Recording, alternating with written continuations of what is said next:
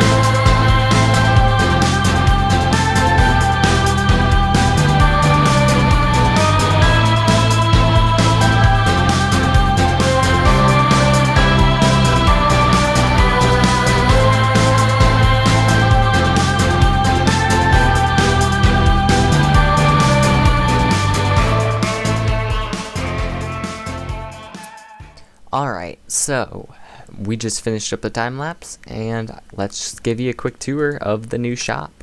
So up here we're in the storage room for extra stock. I just got basic stuff like some extra overflow stock like apples, doors, which are important for reasons I'm not going into, sugar, pumpkins, cakes, pie, all the fun stuff that's not fun to get. So we come down here into the main shop and we have our stock here, and its prices are based off of the quality of the food and how hard it is to get. So like cookies, which are the worst food, are really cheap. 6 stacks for 1 diamond. The most expensive items, like the golden apples, they deserve to be expensive because they're really valuable. It's all based on the quality of the food, because the idea is I make money, but they get a good deal. Like, they get as much food as they pay for.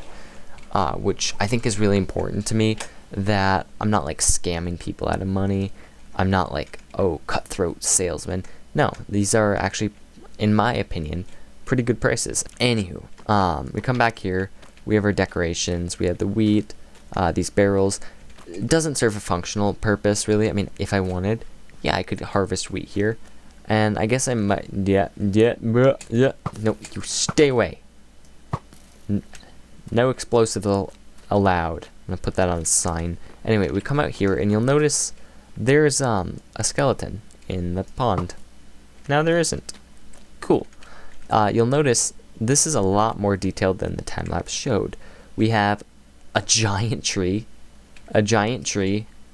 and most importantly of all, a lamppost. Isn't this like the nicest lamppost you've ever seen? I'm kidding.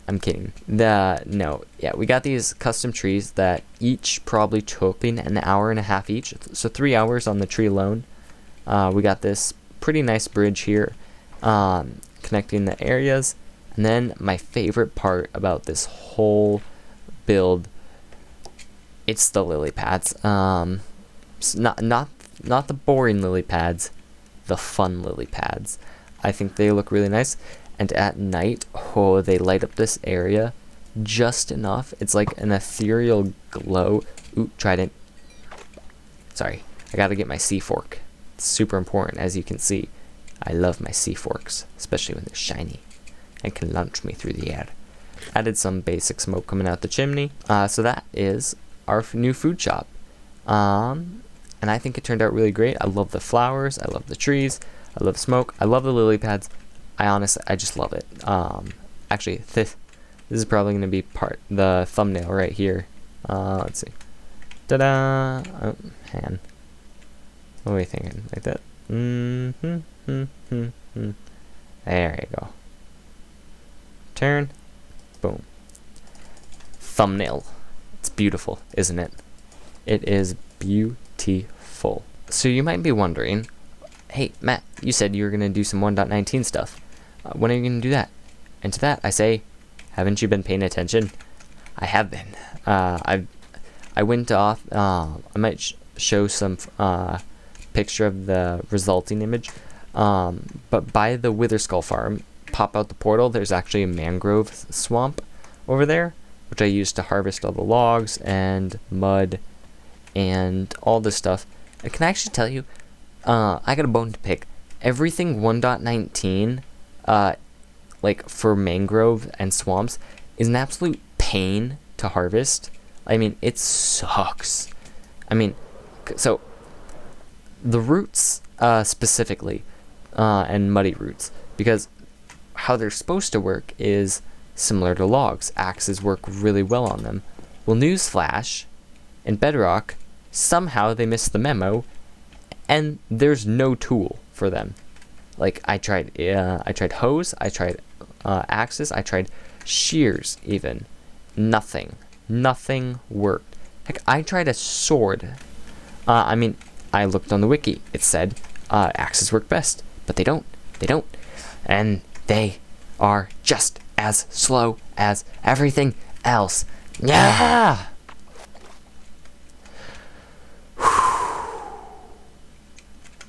I've cooled off. Feeling much better. And then the logs themselves, it's an absolute pain because of how big the trees are. But anyway, I digress. So I did some mangrove stuff, and I'm waiting to do anything with the allay until later, until allay duplication is added.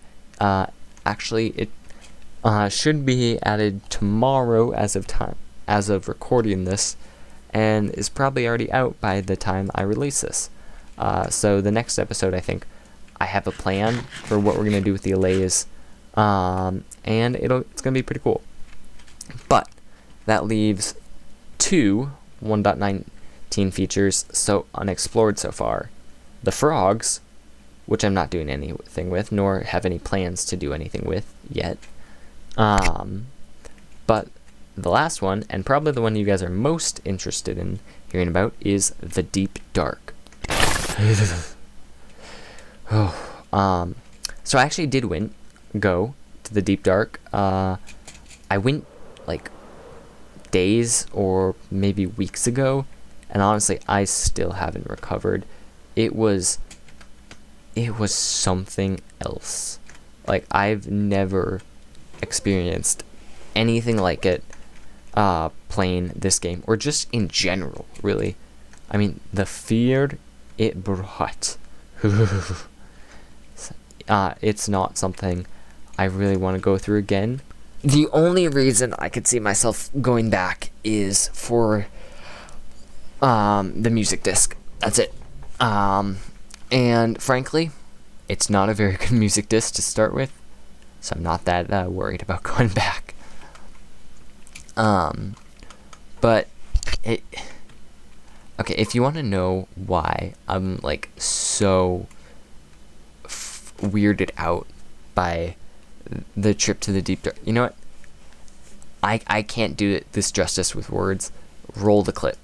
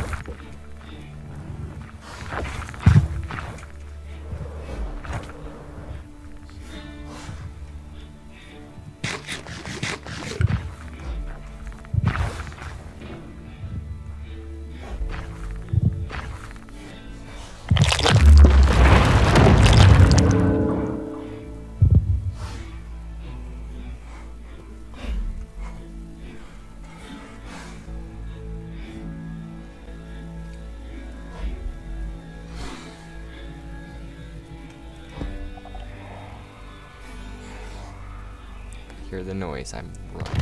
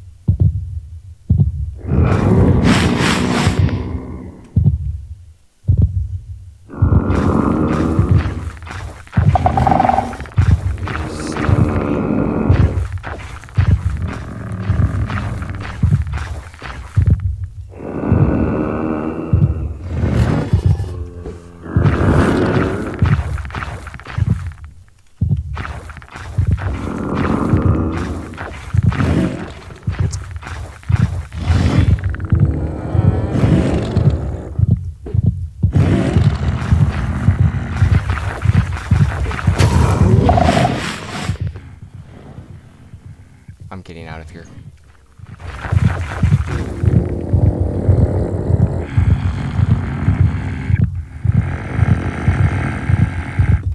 No, not worth it.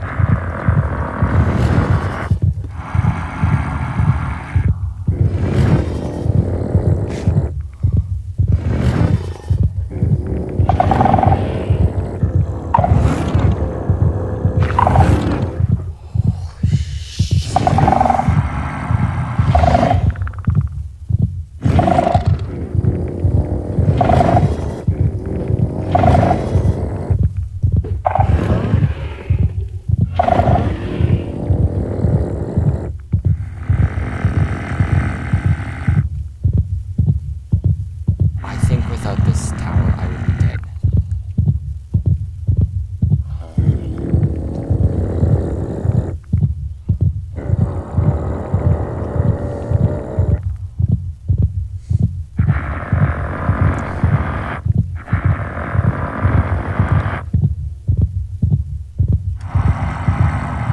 I'm out of here.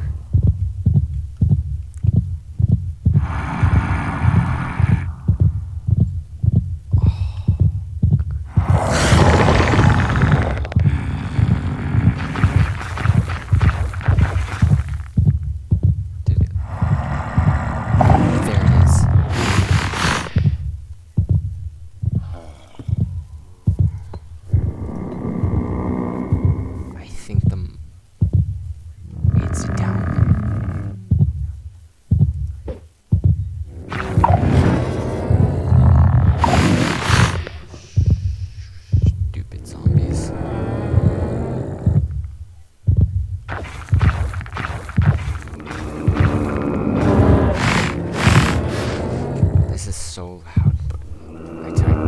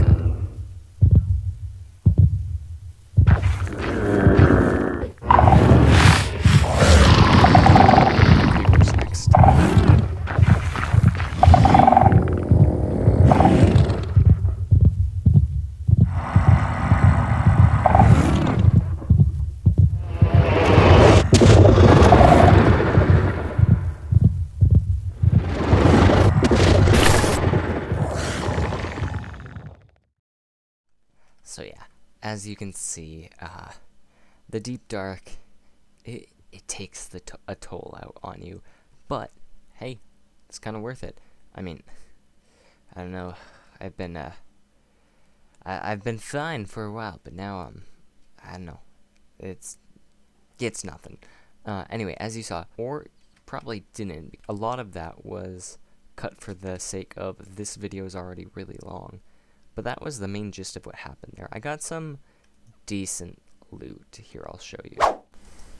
As you can see here, we got some skulk and skulk veins, as well as some shriekers, but the important part here is the sensors and the catalysts. The sensors obviously let us generate more skulk, and the catalysts will allow us to generate more sensors, as well as some more shriekers if we have the need for them, which honestly, I don't think I will, because I don't really want to mess with the warden anytime soon again. But yeah, so those will come in handy, especially for the future. That's pretty much all I have time for in this episode. We got a lot of things done. We built our food shop up, and we made a terrifying voyage into the deep dark. Is voyage the right word? I mean, they're supposed to use a boat to get there, but whatever. Thank you guys so much for watching. If you guys enjoyed the video, please leave a like and subscribe, and I'll catch you in the next video. See ya.